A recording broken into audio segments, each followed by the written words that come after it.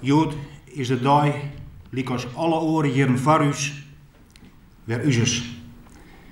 De strijd om de zilveren bal kan voor de 159ste keer beginnen.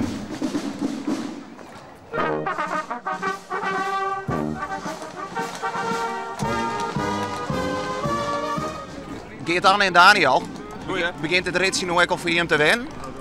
Nee, dit werd nooit vanzelf. Dit blijft hartstikke leuk en ik hoop vooral die weer eigenlijk.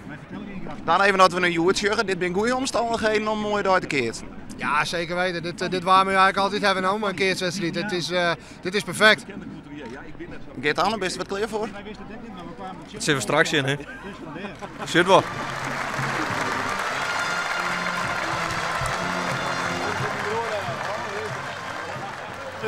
Hier on.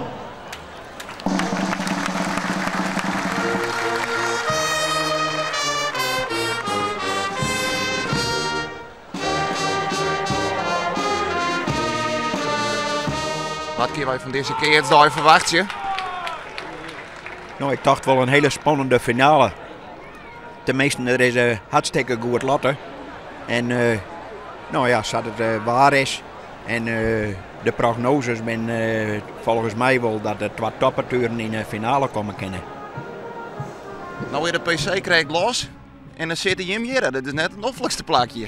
Nou, ik kan nog net een stukje van het veld zien, maar werk is werk, hè? Want wat houdt je hem taak in? Je moet de ballen zieken die er overheen komen. Dus ja, dat was een keer een trotspeling natuurlijk.